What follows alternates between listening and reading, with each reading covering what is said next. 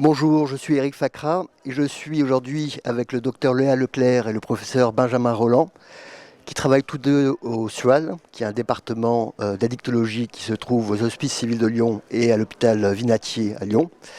Et Léa Leclerc et Benjamin Rolland, vous avez réalisé pour l'Encéphale une enquête qui cherche à avoir l'opinion des psychiatres français sur la question de la légalisation du cannabis. Vous avez pu présenter ces résultats lors du congrès, la 20e édition du congrès de l'Encéphale. Docteur Leclerc, est-ce que vous pouvez nous dire comment a été réalisée cette enquête et les principaux résultats ? Alors oui, donc je remercie déjà le professeur Gaillard parce que c'est lui qui nous a proposé de faire cette enquête qu'on a co-construite avec le professeur Rolland.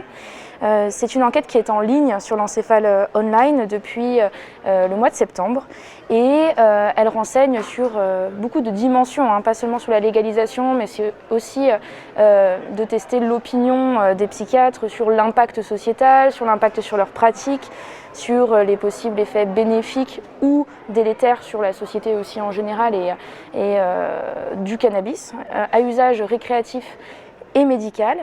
Et nous l'avons construite à partir de sondages, de questionnaires que nous avons vus dans la littérature.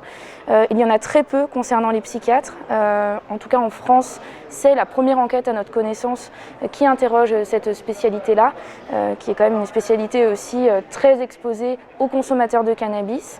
Donc on s'est référé aussi à des sondages IFOP, à des sondages de l'OFDT, voilà, à des avis un petit peu qu'on a retrouvés dans d'autres enquêtes aussi canadiennes, pour essayer d'être le plus exhaustif possible. Il y a 43 questions, donc c'est une enquête qui prend à peu près 10 minutes à remplir, mais qui interroge beaucoup de dimensions, et des consommations personnelles aussi, voilà, c'est... D'accord. Et est-ce que vous pourriez résumer les principaux résultats, les données préliminaires de cette enquête ? Oui, tout à fait. Alors, concernant la légalisation, les psychiatres français sont majoritairement favorables à la légalisation à usage récréatif. Pour l'instant, on a des chiffres de plus de 50%. Pour l'usage médical, c'est largement favorable. On approche les 80% des participants qui sont favorables à la légalisation à usage médical. Ce qui est intéressant de noter, c'est que toutes les questions concernant l'impact sociétal ou l'impact sur la hausse, par exemple, des troubles psychotiques, divisent beaucoup les personnes qui répondent. C'est-à-dire qu'on n'a pas d'unanimité d'un côté ou de l'autre. Et je pense que c'est intéressant parce que ça ouvre le débat, justement, sur ces questions-là. Parce que... en fait, on a peu de recul sur les autres pays, sur la légalisation, et on voit qu'en France, on ne sait pas non plus, les psychiatres ne savent pas non plus de façon unanime comment ça va se passer. Professeur Rolland, vous attendiez à ces résultats sur les connaissances des psychiatres sur la question ? Quel est votre avis, vous ?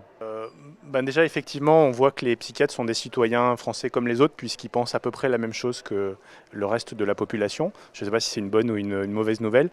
Ce qu'on a vu, c'est que globalement, on trouvait que les gens qui ont répondu avaient une bonne connaissance du sujet, notamment sur le plan pharmacologique, par exemple, parce qu'il y a des questions assez précises, comme le disait Léa, sur les différentes molécules, les différents produits qui sont dans le cannabis, et ils ont une bonne connaissance, par exemple, de la différenciation cannabidiol, tétrahydrocannabinol, par exemple. Et même en usage médical, on voit qu'il y a une connaissance assez fine de l'intérêt ou des risques à utiliser tel ou tel produit. Et en même temps, il y a une demande d'en savoir plus, un intérêt pour ces sujets. Enfin, on voit que les personnes qui ont répondu, c'était pas juste donner leur opinion. Il y a un vrai souci de comprendre tous les différents aspects légaux, sociétaux, pharmacologiques, médicaux. Donc c'est, il y a des commentaires libres aussi qui peuvent être laissés. Donc on a beaucoup de commentaires libres dans tous les sens d'ailleurs, parce qu'il y a une hétérogénéité des réponses. Donc on a l'impression que c'est une enquête qui a suscité quand même pas mal d'engouement et d'intérêt, quelles que soient les réponses. Et encore une fois, on a des gens qui, dans l'ensemble, ont une bonne compréhension globale de la question. Donc les psychiatres, des citoyens comme les autres, mais intéressés par cette question. Et docteur Leclerc, est-ce que, sur la base de ces premiers résultats, est-ce que vous posez d'autres questions ? Comment vous pourriez poursuivre ce travail maintenant ? Alors là, pour l'instant, on a des données vraiment très descriptives. On n'a pas du tout croisé les données. Moi, ce qui m'intéresserait, c'est aussi de voir le profil des personnes qui ont répondu, notamment en fonction de leur consommation à eux, de leur formation en addictologie, de vraiment de zoomer et puis de voir voilà, quelle disparité on a, quelle nuance on a dans les réponses. Là, pour l'instant, on a extrait les données début janvier, on avait 386 participants. On espère qu'on en aura davantage jusqu'en février, parce qu'elle se poursuit encore, cette enquête. Et de voir, donc on est très prudent là sur les résultats, parce que probablement que les choses peuvent un petit peu changer aussi.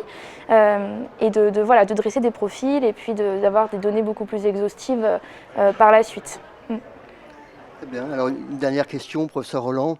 Est-ce que je peux vous demander votre avis en tant qu'expert sur cette question qui divise encore sur la légalisation du cannabis ? Alors je ne sais pas si mon avis à titre individuel est important.